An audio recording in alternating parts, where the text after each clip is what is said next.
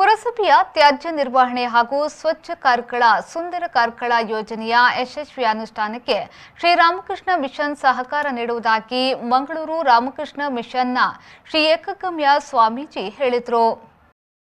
ಕಾರ್ಕಳ ಪುರಸಭೆಯ ಸಭಾಂಗಣದಲ್ಲಿ ಘನತ್ಯಾಜ್ಯ ನಿರ್ವಹಣೆಯ ಬಗ್ಗೆ ಶ್ರೀರಾಮಕೃಷ್ಣ ಮಿಷನ್ ಇವರಿಂದ ತ್ಯಾಜ್ಯ ವಿಲೇವಾರಿಯ ಬಗ್ಗೆ ಮಾಹಿತಿ ಕಾರ್ಯಾಗಾರವನ್ನು ಉದ್ದೇಶಿಸಿ ಮಾತನಾಡಿದ ಅವರು, ಮಂಗಳೂರಿನಲ್ಲಿ ತ್ಯಾಜ್ಯ ನಿರ್ವಹಣೆ ಹಾಗೂ ಸ್ವಚ್ಛ ಪರಿಸರ ನಿರ್ಮಿಸುವಲ್ಲಿ ಯಶಸ್ವಿಯಾಗಿದ್ದು, ತ್ಯಾಜ್ಯವನ್ನೇ ಆದಾಯ ಮೂಲವನ್ನಾಗಿರಿಸಿ ಪರಿವರ್ತಿಸುವುದು 5 ವರ್ಷದ ಕಾರ್ಯಕ್ರಮದ ಯಶಸ್ವಿಗೆ ಕಾರಣವಾಗಿದೆ ಎಂದು ಹೇಳಿದರು. ಸ್ವಚ್ಛ ಕಾರ್ಕಳ ಸುಂದರ ಕಾರ್ಕಳಕ್ಕೆ ಪೂರಕವಾಗಿ ಪರಿಸರ ಸ್ನೇಹಿಯಾಗಿ ಕಾರ್ಯನಿರ್ವಹಿಸಬೇಕು.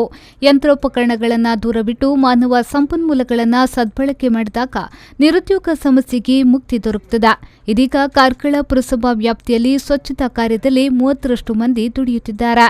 ಅದೇ ವೆಚ್ಚದಲ್ಲಿ 60ರಷ್ಟು ಮಂದಿಗೆ ಉದ್ಯೋಗದ ಜೊತೆಗೆ ವೇತನವನ್ನು ಹೆಚ್ಚಿಸುವುದು ನಮ್ಮ ಉದ್ದೇಶವಾಗಿದೆ.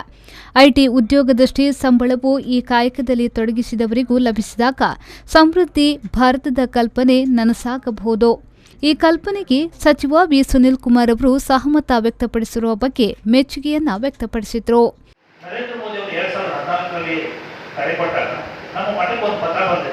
ಹೀಗೆ ನಾನು ಸ್ವಚ್ಛ ಭಾರತ ಕಾರ್ಯಕ್ರಮ ತಗೊಳ್ತಾ ಇದ್ದೇನೆ, ನಾವೆಲ್ಲರೂ ಕೂಡ ಮಠದ ಭಕ್ತರು, ಸ್ವಯಂ ಸೇವಕರು, ವಿದ್ಯಾರ್ಥಿಗಳು ಇದನ್ನು ಭಾಗವಹಿಸಬೇಕು, ಪ್ರತಿ ಭಾನುವಾರ ಮಾಡಿ 5 ವರ್ಷ ಈ ಕಾರ್ಯಕ್ರಮ ಮಾಡಬೇಕು ಅಂತ ವಿನಂತಿ ಮಾಡ್ತೀವಿ.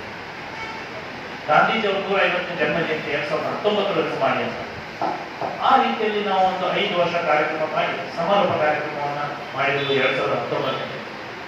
ಆ ಮಧ್ಯದಲ್ಲಿ ನಮ್ಗೆ ಏನು ಅನ್ನಿಸ್ತಾ ಇತ್ತು ಅಂತ ಹೇಳಿದ್ರೆ, ಈ ಕಾರ್ಯಕ್ರಮ ಕಂಟಿನ್ಯೂ ಆಗಬೇಕು ಅಂತ ಹೇಳಿದ್ರೆ ಇದರ ಮೂಲ ಸಮಸ್ಯೆ ಏನಿದೆ, ಇದನ್ನ ಹೇಗೆ ಪರಿಹಾರ ಮಾಡೋದು. ಯಾಕಂದ್ರೆ ನಾನು ಈಗ ಅಲ್ಲಿ ಮೇಲೆ ಆಫೀಸರ್ ಕರ್ಕೊಂಡು ನೋಡಿದ್ದೇನೆ, 1-2 ಅವಾರ್ಡ್ ಕೂಡ ಬಂದಿದೆ. 1 ವರ್ಷ ನಡೀತದೆ, 2 ವರ್ಷ ನಡೀತದೆ, 3 ವರ್ಷ ನಡೀತದೆ, ಮತ್ತೆ ಯಥಾಸ್ಥಿತಿಗೆ ಬರುತ್ತೆ. ಹೀಗಾಗಿ ಇದಕ್ಕೆ ಏನಾದರೂ ಒಂದು ಶಾಶ್ವತವಾದಂತಹ ಪರಿಹಾರವನ್ನು ಕಂಡುಹಿಡಬೇಕು ಅಂತ ನಮಗನಿಸ್ತು. ಮಂಗಳೂರಲ್ಲಿ ಕೂಡ ಈ ಸಮಸ್ಯೆ ಇದೆ. ಒಬ್ಬರು ಅಧಿಕಾರಿ ಬರ್ತಾರೆ, ಅವ್ರಿಗೆ ಇಂಟ್ರೆಸ್ಟ್ ಇರುತ್ತೆ, ಒಂದಷ್ಟು ಸಮಯ ಅದು ನಡೆಯುತ್ತೆ, ಅವ್ರು ಹೋದ್ಮೇಲೆ ಮತ್ತೆ ಅವ್ರ ಜೊತೆಗೆ ಅದು ಕೂಡ ಹೋಗ್ತಾರೆ. ಒಬ್ರು ಮೇಯರ್ ಬರ್ತಾರೆ, ಒಬ್ರು ಯಾರಾದ್ರೂ ಎನ್ವಿರಾನ್ಮೆಂಟ್ ಇಂಜಿನಿಯರ್ ಒಳ್ಳೆಯವರು ಬರ್ತಾರೆ, ಅವ್ರಿಗೆ ಇಂಟ್ರೆಸ್ಟ್ ಇರುತ್ತೆ, ಒಂದಷ್ಟು ದಿವಸ ನಡೆಯುತ್ತೆ, ಮತ್ತೆ ಹೋಗ್ತಾರೆ.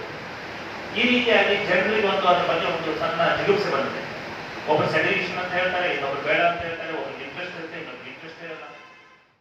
ಶ್ರೀರಾಮಕೃಷ್ಣ ಮಿಷನ್ನ ದಿಲ್ರಾಜ್ ಚಾಳ್ವಾ, ಸಚಿನ್ ಶೆಟ್ಟಿ ನಲ್ಲೂರು, ಸಮಾಜ ಸೇವಕಿ ರಮಿತಾ ಶೈಲೇಂದ್ರ, ಪುರಸಭಾಧ್ಯಕ್ಷೆ ಸುಮಾ, ಉಪಾಧ್ಯಕ್ಷೆ ಪಲ್ಲವಿ ರಾವ್, ಪುರಸಭಾ ಮುಖ್ಯಾಧಿಕಾರಿ ರೂಪಾ ಶೆಟ್ಟಿ ಮೊದಲಾದವರು ಉಪಸ್ಥಿತರಿದ್ದರು. ಕೆಎಂ ಖಲೀಲ್, ವಿ4 ನ್ಯೂಸ್, ಕಾರ್ಕಳ.